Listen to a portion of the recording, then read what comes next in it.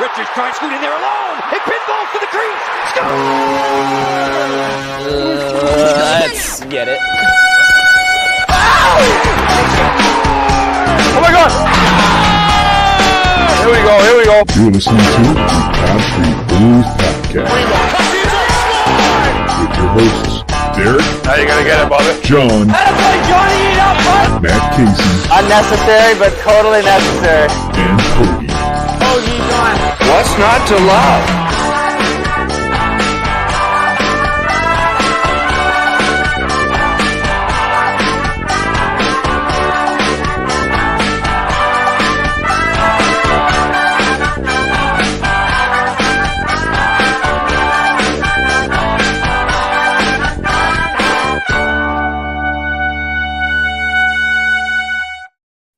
What's happening, everybody? Welcome to another episode of the Street Bullies. My name is Derek. And I'm John. What's going on, everybody? Back from my 1 week hiatus, unfortunately. Suspension, yeah. Right? Hiatus. Yeah, just doing that to build suspense. Yeah, I was A suspended. Tony D'Angelo-esque hiatus. Yep. Got caught spearing John Gove in the balls. But I mean, I tell you though, at the end, me and Casey just looked at each other's eyes and we were like, for the first time in forever. yeah, for the first time in forever, we had less than 100 There'll be downloads. snow. True. No, I'm just kidding. Oh, no. Just kidding.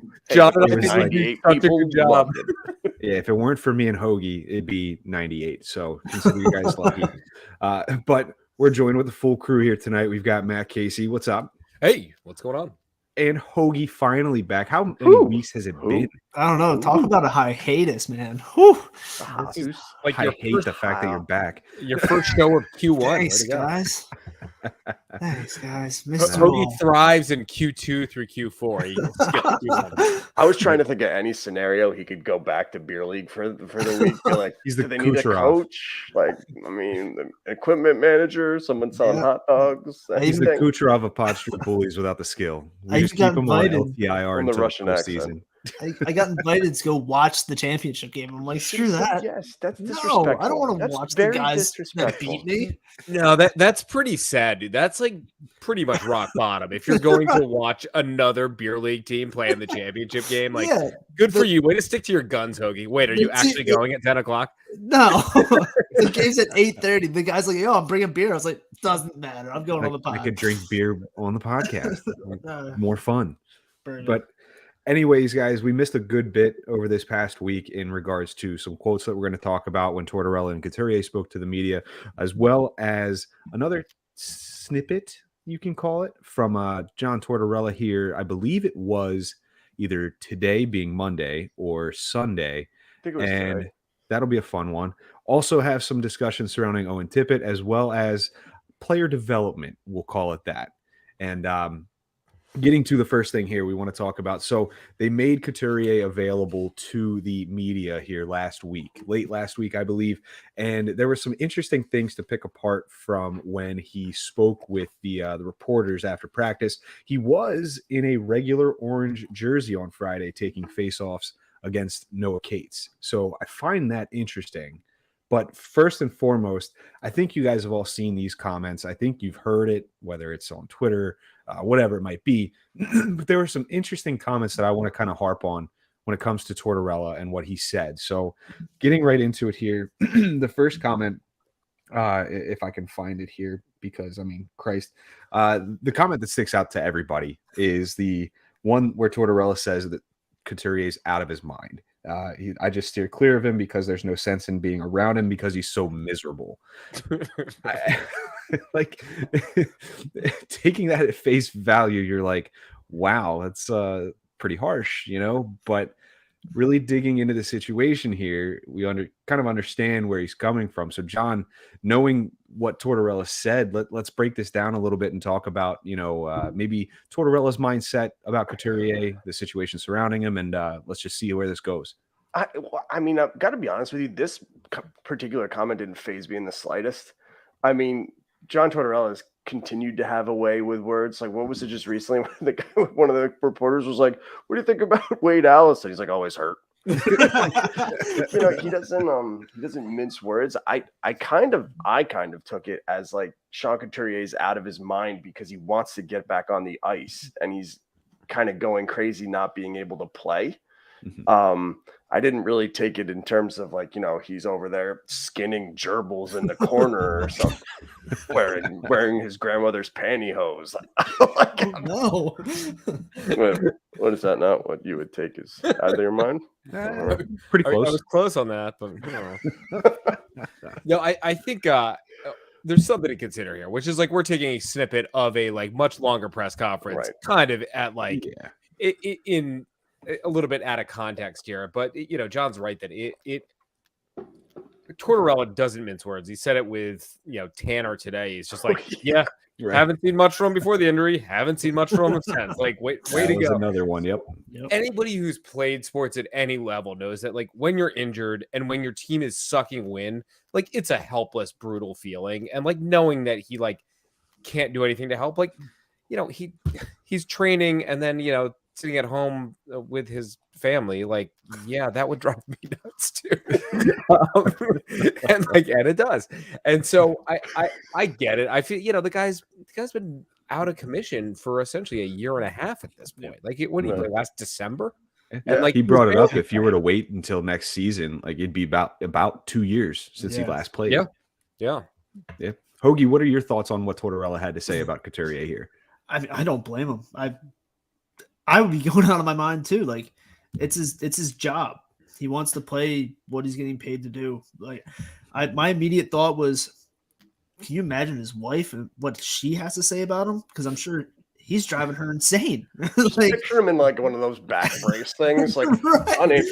Right. Like, I feel for the guy. Like, he wants to get back on the ice, and like, I think he's chomping at the bit to do whatever he can to get back on the ice. And Torts doesn't want to be around him because it's not Torts' call to get him onto the ice, which is, he's made comments about that with the training teams and everything like that. Like, they've done a phenomenal job this year. So remember that band in the 90s, Fastball?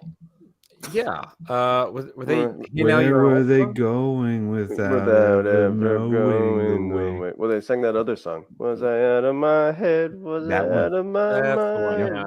Yeah. Yep. Oh yeah. Anyway, where did that come from? I mean, out of his mind. Just a quick throwback. Yeah. You think about it though too, like what Tortorella said has a lot of validity to it. Like, you got to imagine what this guy's going through right now in terms of Couturier. Like, I wouldn't want to be around a guy that's missed hockey and his profession, what he does for a living for a year and a half now. Like, that guy's probably the most miserable he's ever been, and rightfully so.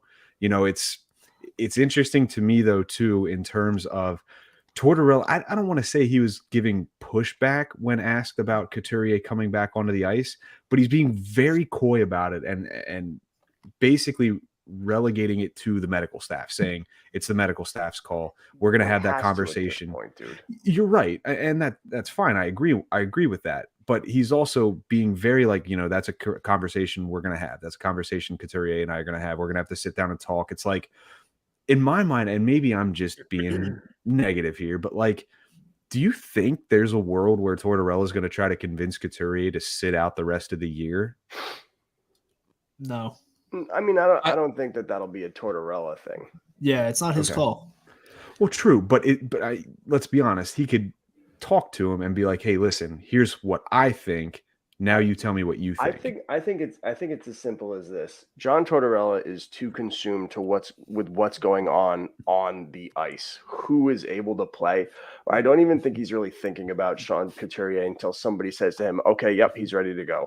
Yeah, and at that point, he gets to make the call, and rightfully so. It's like, okay, this has now been passed over to my responsibility. First game, you're not going to play him 20 minutes. You're going to play him. You're basically going to play him third and fourth line minutes. Yeah, you're going to play him Tanner minutes. He's going to get 7 minutes.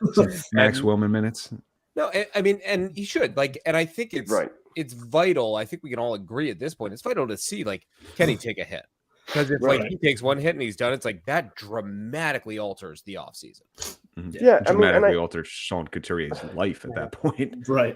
And I also like thinking about Sean Couturier too. Like you're seeing all of this stuff take place with the team where it's like John Tortorella keeps talking about addition by subtraction, right? A lot the players that Couturier is most familiar with are pretty much under the gun right now.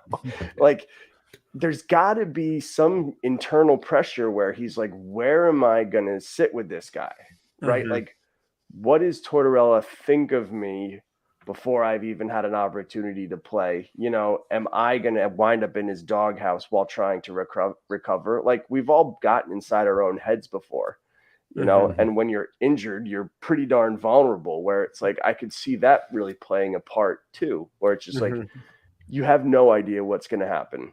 Yeah. Now, here's one to look into, and I'm going to look into this way too far, but I want to get your guys' take on what he had said. So Tortorella said, you know, it's part of a larger quote, but he says for his sanity and for him to feel a part of it, maybe before he leaves here, I've got to take that into consideration if it comes to that. What do you think Tortorella means by before he leaves here? For the off season. For the off season? Yeah. But is he leaving? Because doesn't he live in Philadelphia with his wife and kid? It means like the facilities and stuff, probably, man. Like the training areas. Yeah. I would say like leaving for the summer to go play Tortorella ball. knows something that we don't know. Trying to get Like, a freaking that is the most goalie. Jesus it's the most unmovable contract in the history of Flyers Listen, right now. I should have prefaced this Ryan by Ellis. saying the only intention of me bringing this up is so that if the Flyers by some crazy chance trade him, we can be like, yeah, we mentioned it first. A guy coming off injury with 8 years and what? 7.75 million. There's Yeah. Hoagie. He's back. Yes. That is why we missed you. I got it rolling here. You got Rain Man over there. Nice. Definitely don't know the price of gas. Gotta get home $3.59 to a gallon. Wapner. Definitely get home to Wapner. Do you want 87, 89, or 93? But you know, if I I lost it. I lost it. Damn it, Hoagie. You threw it out. No. Oh, I'm Anyway, sorry. that contract, that duration, the fact it's literally just kicking it, like you're not moving that thing. So I think you are digging into it, Derek. Touche for trying to stir up the riffraff here, but not taking the bait. Well, and it's like, well, it's also like the people getting all hot and bothered with what Sean Couturier said. Like, I didn't sign up for this rebuild. None of them did. Right. None of them, except Travis Sanheim, but who cares? He knew. He had to have known. Fair point. Yeah. Well, I'm going to be making $2 million next season if I don't sign this now. So what? Right. Good business move on his part. I'll give him that. Yeah. So I think, you know, the Tortorella remarks were interesting just from a standpoint of what he said and taking that at face value. But like you get into the Couturier stuff, you can really tell like his mind is set on getting back on that ice, staying back on that ice, and trying to make sure that, you know, he can be a part of this team moving forward. Because honestly, right now, for a team that is starved of top end, quote unquote, talent, that's our guy right now. That is our guy. Yep. And that's pretty much it. Unless we talk Travis Konechny, or unless we talk Owen Tippett. Matt Tip Casey? of the hat. Yeah, I think Tippett has shown really in the last like couple weeks, ever since like that West Coast trip, which was a debacle like of epic proportions and basically like solidified that we were nowhere close to being anywhere near in the playoff hunt. Tippett's just played well, and to the point where anytime he touches the puck, you're like, oh damn. And it's not like he's doing this against San Jose and you know, Arizona or what Arizona or Phoenix, whatever the hell they call that team now. A team that plays in a college arena. Right. You know, he's doing this against Arizona playoff State contenders. Coyotes. He took Buffalo to the woodshed. Buffalo in their, you know, everyone's model for what a rebuild should be. It's still not going to make the playoffs this year. And so I think Tippett, there is a reason to get actually excited about that. And I know we're going to get into the makeup of the team, but like you're seeing Tippett, Cates, even Farabee getting a little bit better. And, you know, but looking now, because it's been a year, that Tippett trade that Chuck made may have inadvertently been the best move he made, hands down, as the GM. He just to get- stumbled into a good deal. Right. Like he didn't mean to do it. Like The best thing that could have happened to him was Claude Giroux only giving him one team to deal with. Right. He's like, Claude Giroux's like, I'm actually doing you a favor. I'd much rather go to Colorado, but just work with Florida, see what you can get. Just Right, trust man. me on this one, Chuck. Just trust me. Seriously. and so maybe, I think this is an example of the Tortorella coaching factor, number one, and how it applies to some, how it affects some players positively and some players negatively. I think obviously with Tippett, he's just gone about it the right way. And it's good to see him finally get rewarded because I think my qualm with him was like, gets a ton of chances, cannot hit the net, cannot finish. Like, and now it's finally, knock on wood, we're at least seeing a couple things in the last week. That have been 7 of his 21 goals have come on the power play too. I mean, that's a big boost because we need guys that Those are can the only execute power on play the power goals play. the Flyers have gotten all season. Right. It would not surprise me if that was actually true. The interesting thing is too, like I'm noticing, like what I see with John Tortorella and this team is like the young players are the ones that he's making an impact with. It's like the veterans who are kind of just set with how they're playing. Those are the ones he seems to have like the most qualms with, if you will. Mhm. But the players who have some skill and potential, like he's able to mold those into the player that he wants, and he's getting the most out of them. Like even Morgan Frost, to a much, much, much, much, much lesser extent, is having his best season. Oh yeah. Absolutely. Really quick. One thing I noticed on Twitter today, when Derek and I started this show, what was it, 4 years ago? There was this one guy who was really prevalent on Flyers Twitter. His name rhymes with bed, but we called him Stevie Heat Maps. And he was advanced stats guy, and just like everything was about the advanced stats and then like trading away players for draft picks. He was the guy that literally gives those types of people a bad name. The one that it's the end all be all, to the extreme. I have not seen this guy on Twitter since COVID. Mm-hmm. Sure enough, today I saw a Stevie Heat Maps tweet, and it was gotta sell Owen Tippett while his value's high. You got to get as many draft picks as possible. I'm like, man, like Owen Tippett is the age that you want. Right. Like Travis Fletcher wants Konechny, 25-year-old pillars. Right. He said that. Like come on. How old is he? Is he 24 or 25? 24. Owen Tippett, he's that old? Tippett's 23 or 24. He's 24. 24. Just turned 24. Yep. So a That's young right. Yeah. 24. Yeah.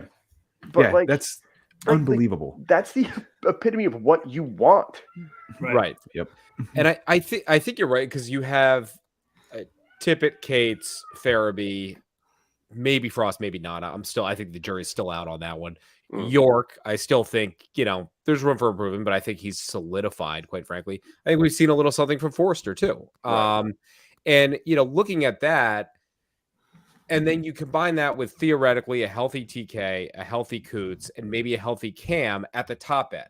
What you're missing is that, like, you have the Laughtons in there, which I don't know if Lawton will stick around or not. Like, I would love him to. I don't know if he will or not. But, like, I think you have the ability to, like, have a quicker rebuild than some people actually think we are going to have for two reasons. Number one, we're already in year one of the rebuild. We've been in year one of the rebuild, and as I said in our group chat, I think it went into effect the moment Giroux got traded, and then it went to Tortorella, and then it's like we're in, like, this is going to be a, like, house cleaning off season.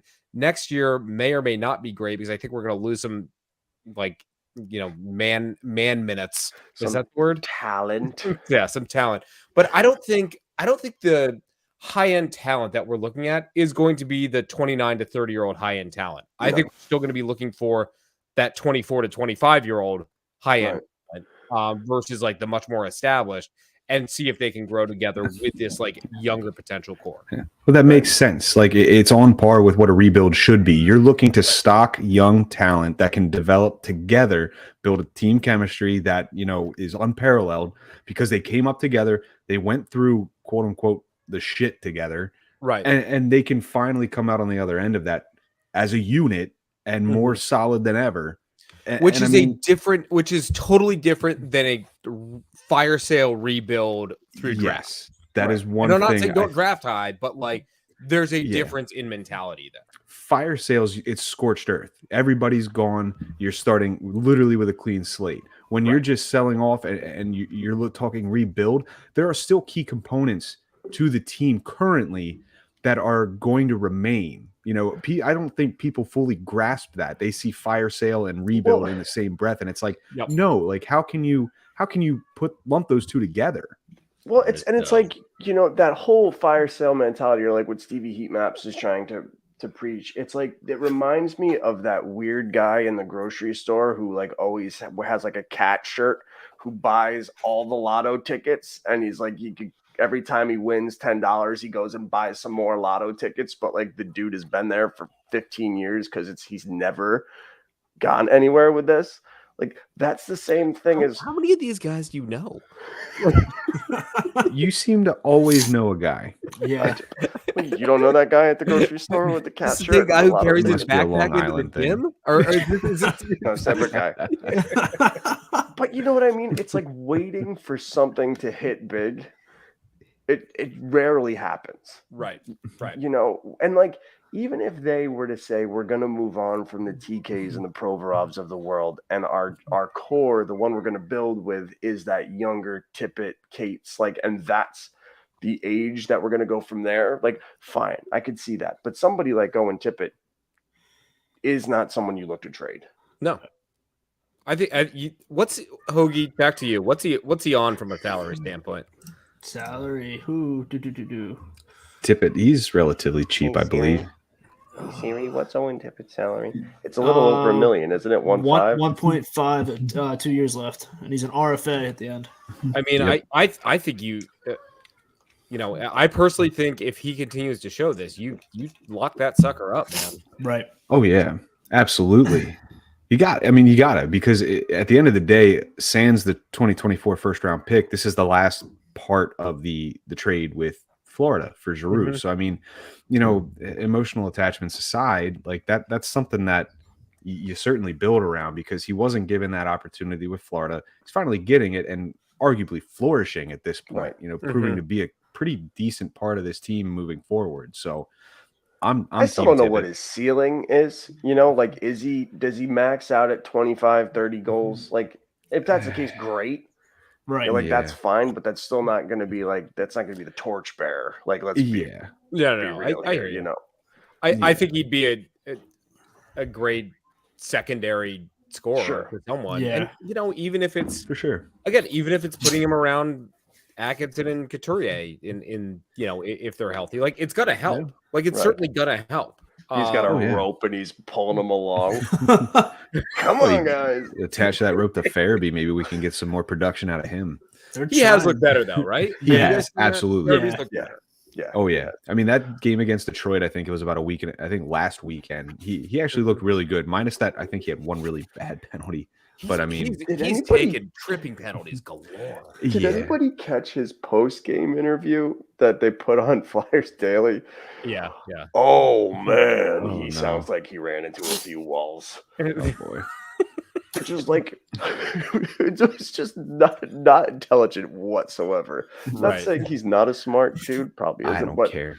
If But he can play honestly, hockey. man, The hockey interview jargon is so brutal. It's the same exact thing. And that's honestly what kind of makes it's what makes Tortorella great, because it's not the same hockey jargon. Like, hey, it's all about the boys. They really made a great play, you know, just trying to win it, you know, keep our head down and grind away, play the right way. It's like every response started with "yeah, for sure." Oh yeah, that's 99% of these guys. It's like, wait, Joel, I just asked you where you grew up. Yeah, for sure. For sure. Yeah, for sure. You know, just got to go out there, work on my game. Dude, I asked you about what your favorite food was. For sure. Yeah, just me and the boys. It's Italian.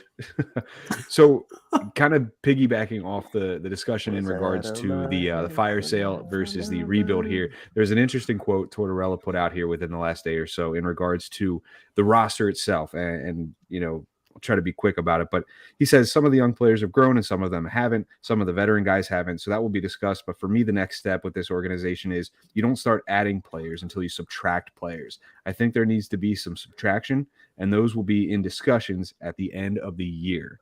Mm-hmm. Am I wrong in saying duh? Like, I picture him in the locker room just like going by Kevin Hayes, be like 14 more games, Kevin. He just calls him and leaves some voicemails of a clock sound like clock is ticking. He's like Chris Jericho with this list, like, you just made the list. I mean, this isn't the first time he said this, right? So it's just he's foaming at the mouth to get rid of some of these guys. Oh yeah. I mean, Hoagie, who's going then? Tell me who's going this season. Let's just jump right into this. yeah, Definitely.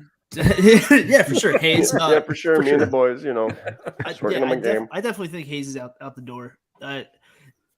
Even before like his play landed him on the bench and in the press box and what have you, I think he was just out the door no matter what, because he's definitely one of those guys that just doesn't want to be a part of a rebuild, retool kind of team, and he wants to be that 2C that he thinks he is. But I think he's out the door because he's realizing that Torts is not going to let him be that 2C.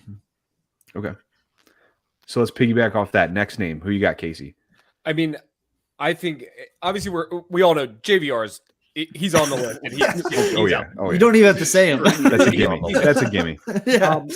I think Tony's out the door in a huge way, and I think that's what 1 year left at $5 million. You can move that for something. I don't know for what, but try to reach one of the draft picks. Every day sends him a slice of pizza with pepperoni and a number. It's like 14 written out in pepperonis. Next day it's 13. Right. Next day it's 12. Tortorella, I like sausage.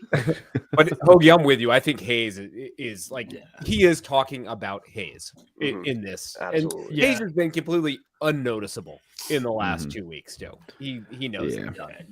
Oh yeah. So who's on your list, John? I mean, those two. Yeah. I don't think he wants much to do with Morgan Frost. Yeah. I think like he's the one young player that, he's always kind of hesitant to give any praise towards, where it's like Toilet seat up or down. right. But like Hayes and D'Angelo are the obvious ones. I wouldn't be surprised if they could somehow move Sanheim. Tortorella would want to move Sanheim.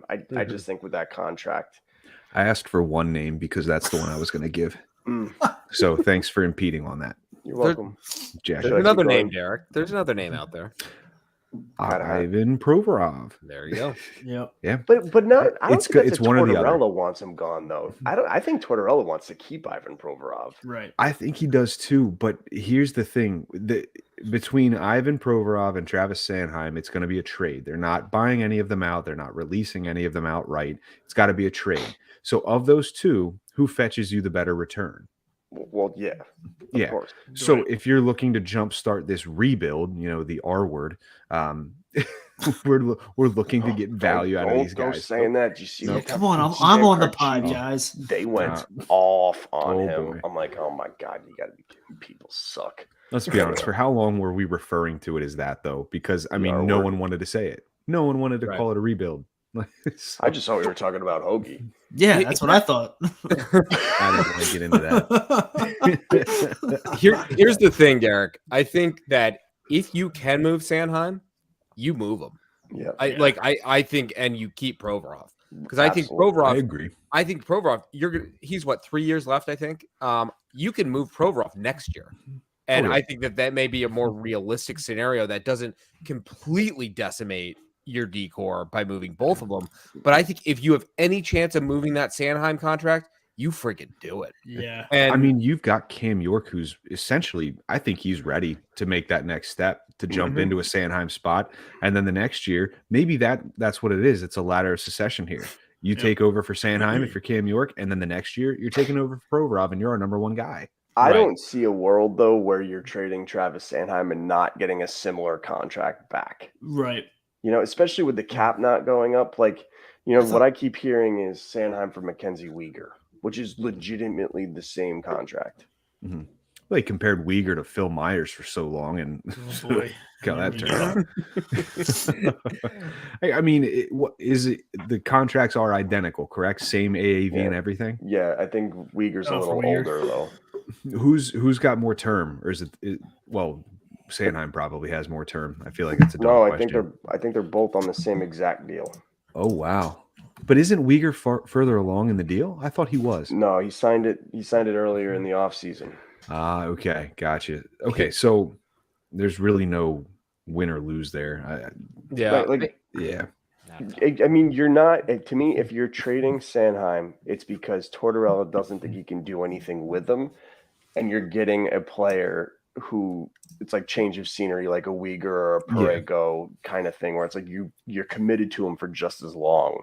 You're just hoping for better results. Right. That's a game I don't like playing because too often it's bit us when we trade guys like Goss Despair. Voracek even to an extent was doing well with Columbus. Right. Hartnell for Upshaw.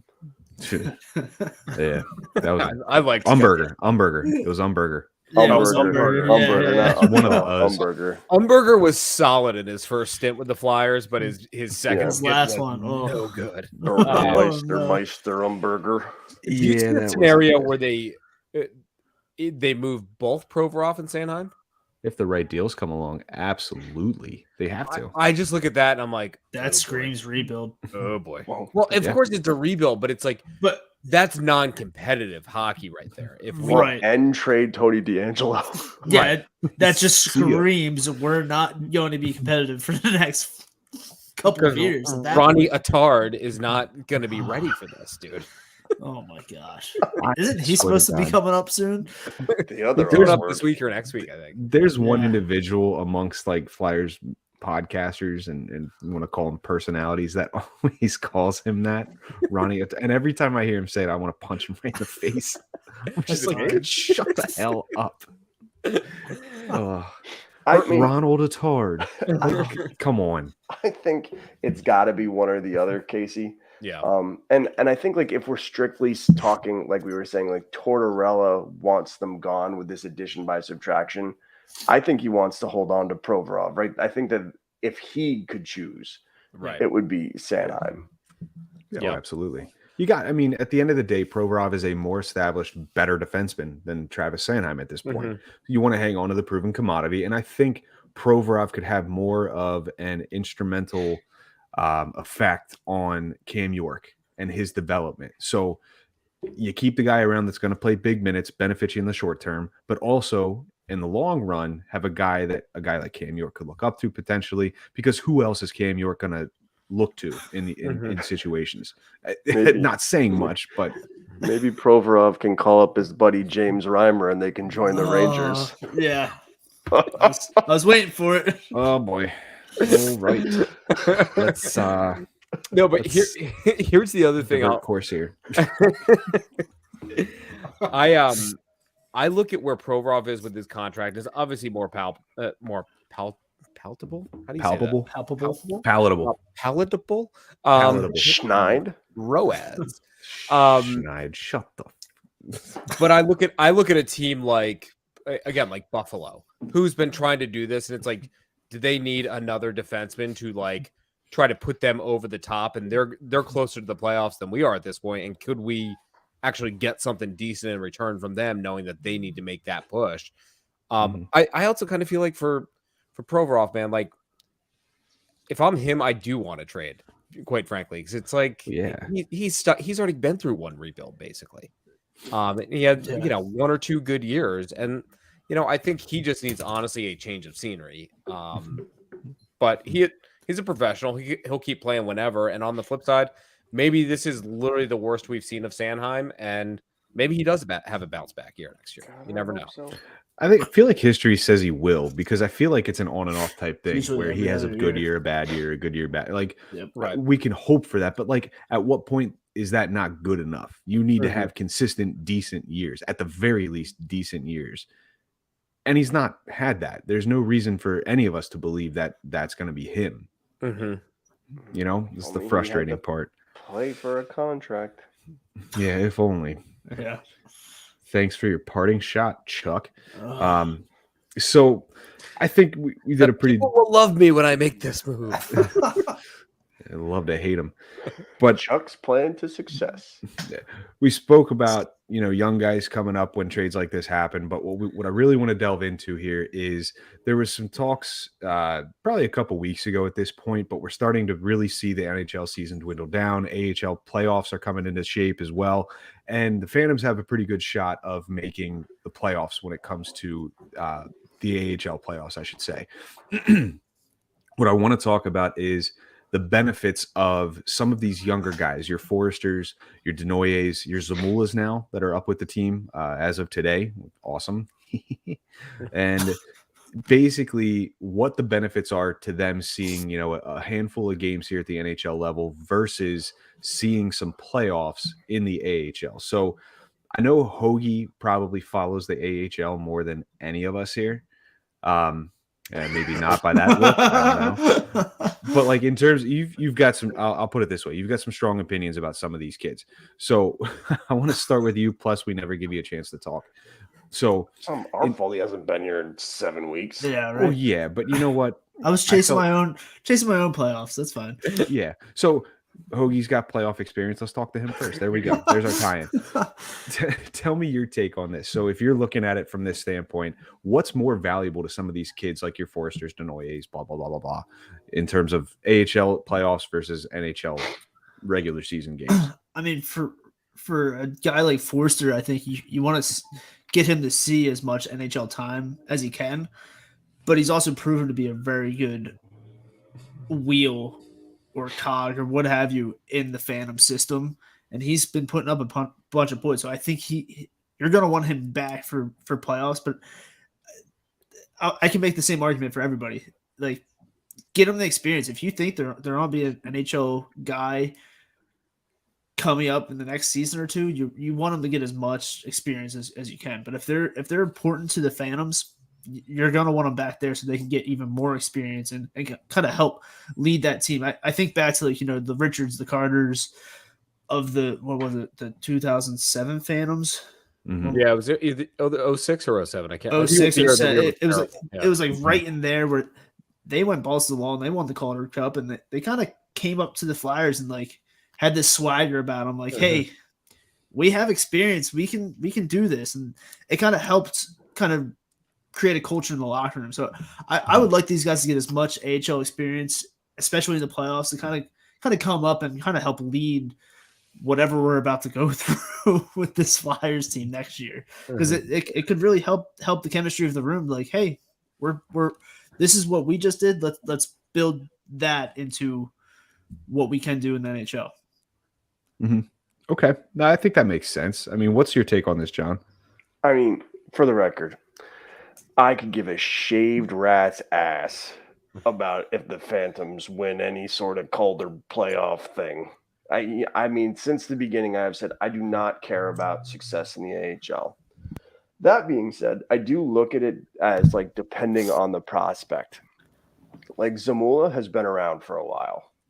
To me, the organization wants to see what he's able to do at the NHL level, and that's it. I don't think it matters to the organization of whether or not he's a part of the Calder Cup playoff push in the AHL, because they need to see what they have in this player and if they have something they can move on with. But for the people who haven't been a part of the system as long, Forresters, the Brinks, the Attards, if you will, I can see value in letting them play for the playoff run, giving them that competitive experience, understanding that they still have a lot of leeway. I don't think somebody like Zamula does. I think if you can't see something promising from him, you need to just view him as, okay, we're moving on. Yep. But there are different categories. Okay. And how about you, Casey? Yeah, I see both ends of it, where none of these guys have signed up and be like, no, what I'm pumped about the Calder Cup. It's no, I want to play in the NHL. I don't care if it's garbage minutes. That's, the quote unquote dream of all these guys. Mm-hmm. And I think the Flyers are being, as of today, they called up Zamula. I think they said that Ronnie Attard is coming up, I think next week or the end of this week. they're starting to filter them in, but they're not being like, okay, yard sale. Like, we still have Braun waiting in the wings if we need to. Like, we still have guys that are here that can play and eat these minutes, but they want to see what they have. And John, I think you're right that you have that, the do or die, not do or die, but like it's time. It is time. You've been in the AHL for long enough. It's time to really show. And it's like, this is arguably the start of their training camp for next year, Right. To do the tryout. Now, on the flip side, I do think there is value with a group. If there is a core with Denoye, with Forrester, with whoever else in there, if they do end up going on a playoff run, I do think that helps. One, from cohesion standpoint, but two, it's like that's a winning mentality. Sure. Which, if the Flyers are going to be, we're definitely building from within, and we're going to bring in other pieces from the outside. But like these guys have a shot at a roster spot next year. Is it a guaranteed spot? No, but like to get that kind of swagger back a little bit within the organization, I think can only help. But I don't think it's going to be like, all right, let's pull up 6 guys, or we can. I mean, what do you have, 4 call-ups or something like that total? Right. So like there's only so much we can really do anyway. But I don't see it being like, all right, fire sale, Kevin Hayes, take a seat. We're bringing up, Right. Zayd Wisdom or something like that. Yeah, it's a good point. I think you really have to look at the quality of player that you're bringing up, because obviously the guys that are tearing it up in the AHL are the ones that you're going to want to see in the NHL to see what they can do. So your Denoyes, your Forresters, the guys that really could be a part of the team, the Flyers team moving forward. But then you have guys like, in my opinion, Zamula, who he's been given a couple chances. I don't think very substantial chances, if that makes sense. He hasn't made anything of anything. You're right. Exactly. So he hasn't capitalized on his opportunities. So maybe this is a last ditch effort to see if there's something there that we can capture, quote unquote, lightning in a bottle, if you want to call it that, and see if we have something. Your guys like Forrester, your highly touted, first round pick that you're going to obviously have as a part of this team moving forward. I think you give him the time, give him a few more games. But when the playoffs for the AHL run around, I don't think there's any harm in sending him back down with, a Denoye, and Adard maybe too, after you give him a handful of games, because that's the core right there. If you have and hold these guys in a high regard, like your Adards, right there, the trio of guys that I think I'm mainly concerned about are Adard, Forrester, and Denoye. Mm-hmm. Let those guys harbor a culture in the AHL, that winning mentality, like John alluded to, bring that up to the NHL when they're ready. And then right then and there, I'm not saying you've got a locker room leader, but you've got a pretty decent supporting cast when it comes to potential leadership in that room. To kind of play devil's advocate a little bit, though, and like I agree with you, Derek, but I look at a situation like Noah Cates. Mm-hmm. Where like he was able to have a really good end of the season last year, and look what he turned that into. Fair point. Mm-hmm. Where it's like maybe not someone's skill set like Denoye, where it's like I think that skill set would, in considering his maturation development, he'd probably be better off in the AHL in the playoffs. But like someone like Denoye, I almost want to see them continue to succeed in their role in the NHL, because that's what they're going to be. And I think that like there's value to him seeing like, hey, look what I was able to accomplish, and I can bring that into the next season, feeling pretty good about myself. Sure. It's a delicate balance, no matter how you look at it. This is why I'm not the GM. This is why I'm not the coach either. I think it is important to note that we do only have 4 call-ups unless an emergency situation, which I think we had an emergency situation. I think we did. I think the Forrester call. No, Zamula was the emergency today. Okay.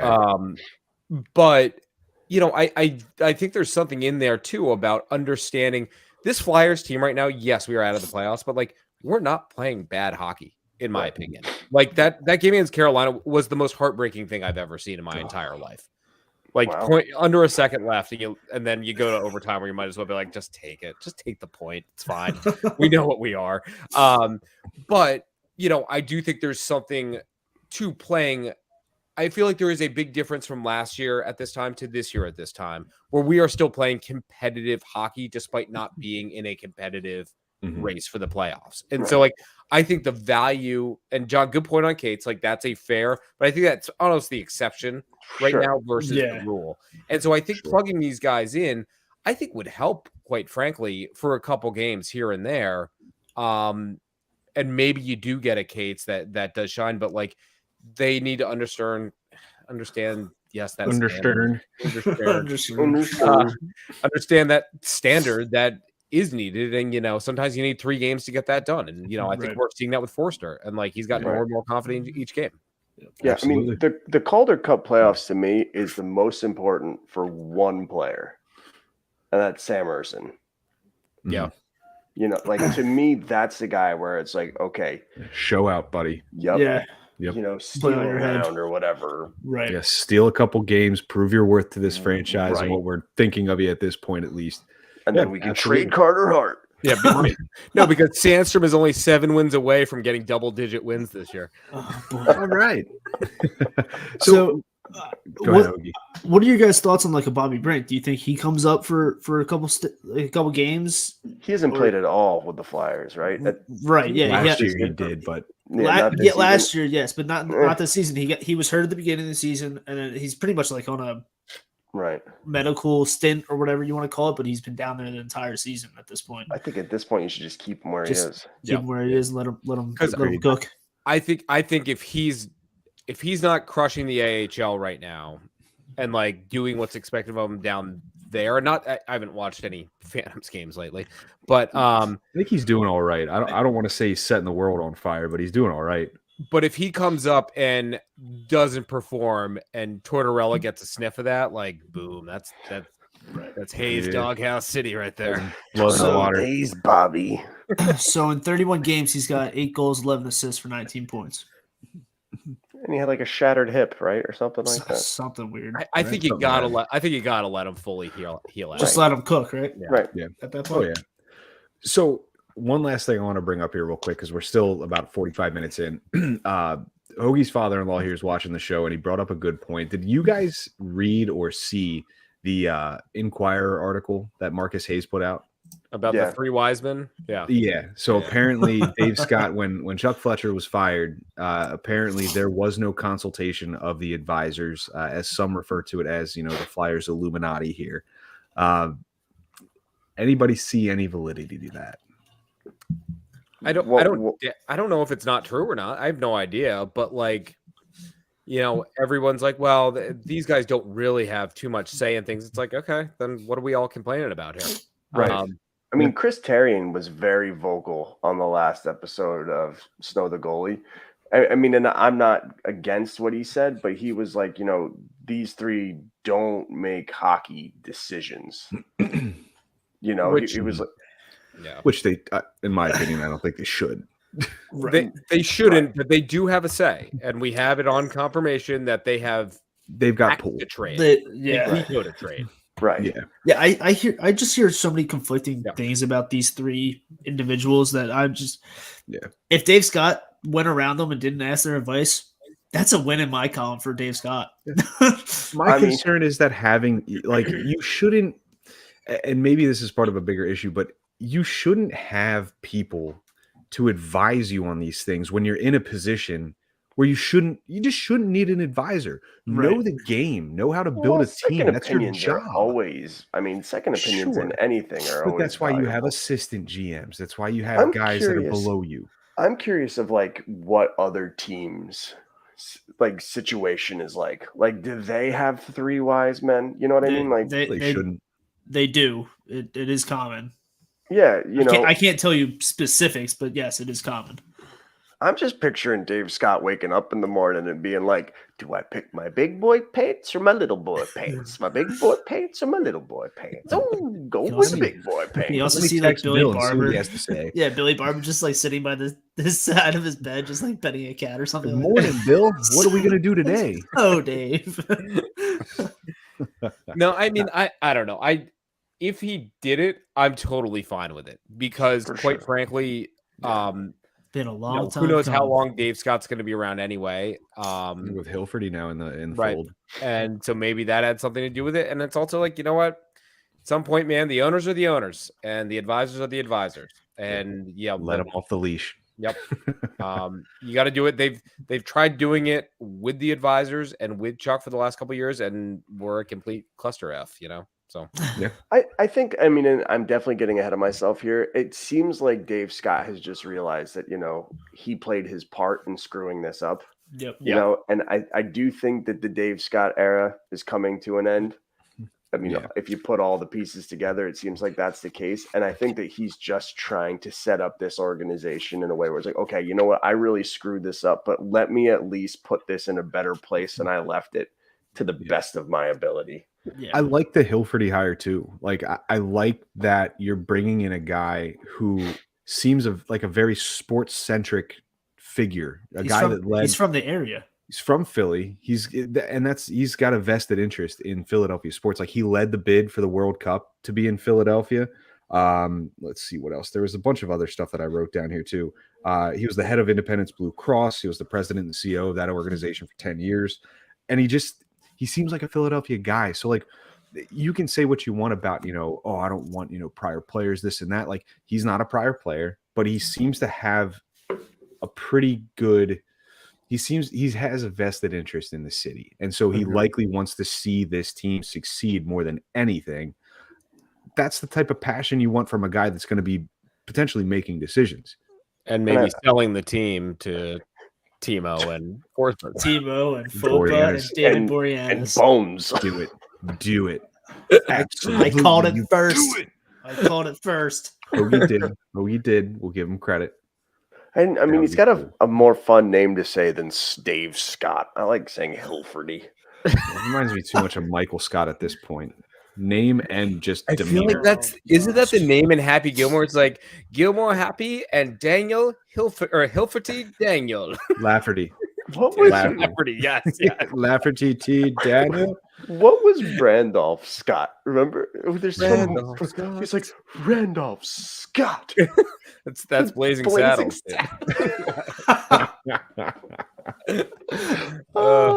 We don't approve those kind of movies, though. Oh, you're right. Yeah. Yeah. Sorry. Yeah. 20. All right. Yeah. Sorry. Yeah, well, I think that's enough discussion before we get into some trouble here. So, What's out of my head? No, come on. No. are you ready? No. If you're not ready, we're not doing it. But are you ready? Don't. What do you call a Mexican with a rubber toe? Oh, come on. Christ. I'm not. Nope. Not touching this one. Nope. Rubber toe. You got John to laugh. I got all of them. You got him. Randolph Scott. I think that's a huge feather in your cap, Hoagie. It John is. to laugh at a dad joke. Kudos to you, brother. Kudos to you. That's what he's been doing. He's been practicing in the air for the last 7 weeks. Right? He's like, this one's gonna get that son of a bitch. He's doing All the slander I got while I was away.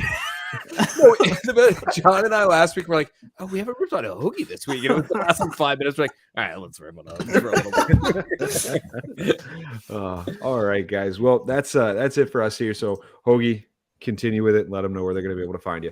Pod Street Hogs on the Bird app. And Casey. Pod Street Casey, and Street is spelled out STREET. Pod Street Casey. All right. John. You can find this podcast on all your various podcast listening receptacles, including but not limited to. Yeah, I'm not going through any of them. You know where they are. You know where they are. If you're experiencing side effects, you can find John on Twitter at Pod Street Gove. I'm on Twitter at Pod Street Bob. All of us are on Twitter at Pod ST Bullies. That is ST, not spelled out. Check out our affiliates as well. Flyers High and Wide on Twitter at FlyersHW, and the 5 Minute Major podcast on Twitter at 5Min Major Pod. That's it for us. Until next week, folks. Have a wonderful week. Enjoy some hockey, and bye now. Adios, Roberto.